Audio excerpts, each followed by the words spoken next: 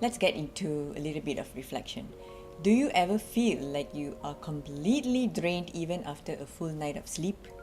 Maybe you feel like there's no motivation for you, or like no matter how hard you try attempting, making your life better, you don't seem to be moving from this stagnant space. Could be mental, could be physical, could be emotional, right? And you know that it's not about being lazy because you are doing so many things. But this may be a point where you feel your energy is blocked. You're not alone, and this is something that I teach women too. Hi, my name is Baita. I am psychology trained wellness coach and a yoga teacher, and I help women like you, high performing women, understand the hidden energy leaks that is silently shaping your health, your focus, your relationship, the way you show up at work, and your success. Today, we're going to explore what energy truly is and how it shows up in your daily life. And the best part is, there are things that you can do to make yourself vibrant again and so that you are unstoppable.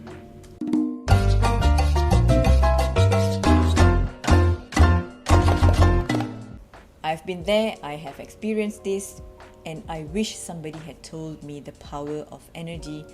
That is why I want to share this today. So let's look at what energy really is. Let me introduce you to this concept in yoga called prana. Prana simply means life force, the subtle energy that is flowing through channels in your body that are called nadis, that are concentrated in chakras. Right? So prana is literally the foundation of our lives as humans and the entire universe. Pranayama is the art of controlling this prana, the life forces that you are flowing through. No prana, no life. This is something you must understand. You must have heard yoga teachers say you must synchronize your body, the postures with your pranayama, which is exactly why your body is flowing through, because this is how your energy moves in and out of your system. Let me explain to you the 5 subtypes of energy, or we call it as pancha vayus or pancha pranas. Everything is related to your daily life. There is countless number of energy channels within your body which are known as nadis. The movement within the prana is called vayu. They are in the form of air or wind. Prana is something that you can't see visually, but it's something that you experience. There are 5 types of pranas: the energy for focus or alertness. Prana can be divided into 5 types of vayus, right? The first one, apana vayu. This is the energy that releases and lets go, that is responsible for downward and outward movement.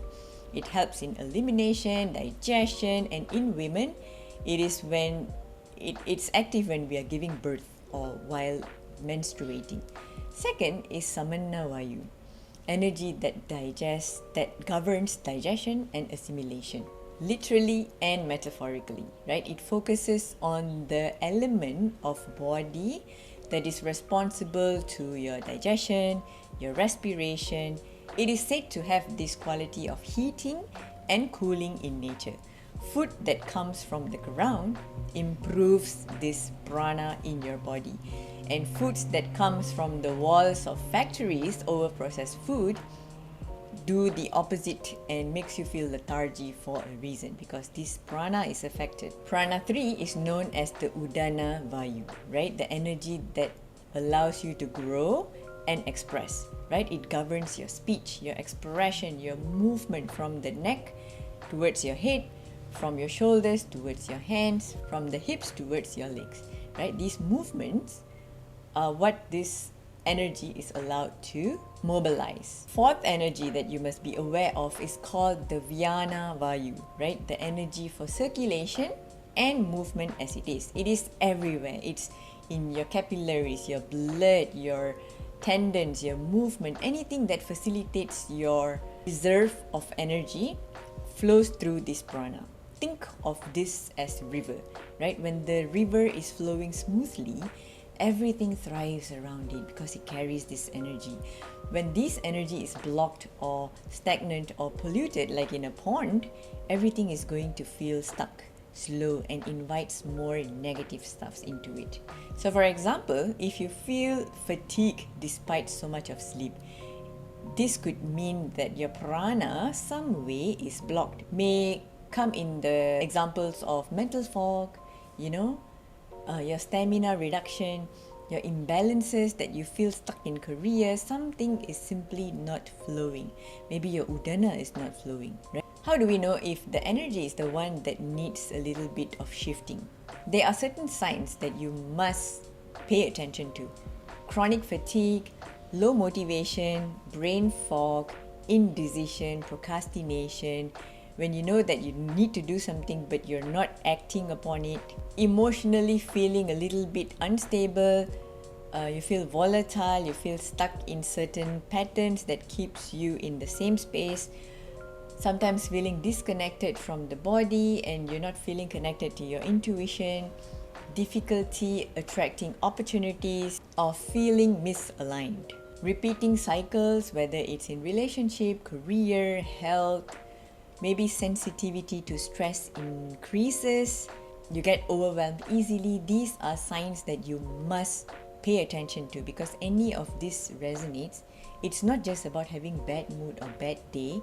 It could be a signal from your system of energy that something feels blocked. I remember a client who was working 12 to 18 hours per day trying to push through the overwhelm, right?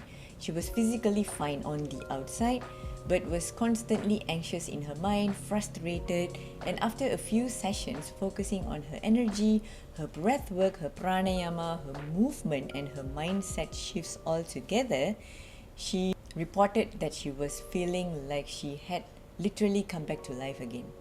Her clarity, her motivation, even her sleep had improved like never before, and she got complimented by her managing director, someone who she reports to directly, someone who lashes out his frustration about work to every other teammates.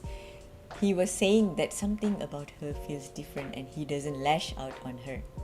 So that kind of energy is something no money can buy or no one can take away from you. That is how powerful energy is. How do we shift our energy then in practical steps? First, break into the body. Second, get into your breath. Third, sink into your mind. Fourth, understanding your emotion. And finally, let it sink in your surrounding. Let's go one by one. First, your body. Yoga postures that releases stagnations like twist, back bends, heart openers, gentle movement, walking in nature, grounding activities. These can help. When it comes to your breath, pranayama can be very helpful. Alternate nostril breathing that brings balance, breath of fire that brings fire energy outside of your body, and diaphragmatic breathing that allows you to calm down and ground yourself. When it comes to your mind, mindfulness meditation, maybe slowing down and observing your thoughts, avoiding rumination, rewiring your thought patterns, which is also psychological way to improve the way you think. Fourth is the emotion, right? Emotion is energy in motion, right? In Latin, it is called emotere. Emotions are often the movers when we are deciding, powerful decision-making factor, And you must also understand that our mood holds a lot of power. So instead of being unstabilized by mood, we must understand the power of planning and sticking to the plan. Things that can help process emotions, like it could be journaling, it could be shaking, it could be releasing tension, it could be writing notes of gratitude and meditating. This could help your emotion and understanding and recognizing what emotions are actually serving you and what are the emotions that need more attention and need more light. And the last one is the outward movement of your environment and your lifestyle. Most people underestimate the power of their environment because they don't understand the power of their proximity, people you interact with, environment you stay too long in. These all have energetic power. When you stay longer in environments that doesn't allow you to glow or flow or nourish, it makes you wonder, why do I feel unenergetic? Declutter when needed, your space, your environment. Avoid toxic energy when it comes to people, environment. Again, eat nourishing food compared to over-processed food.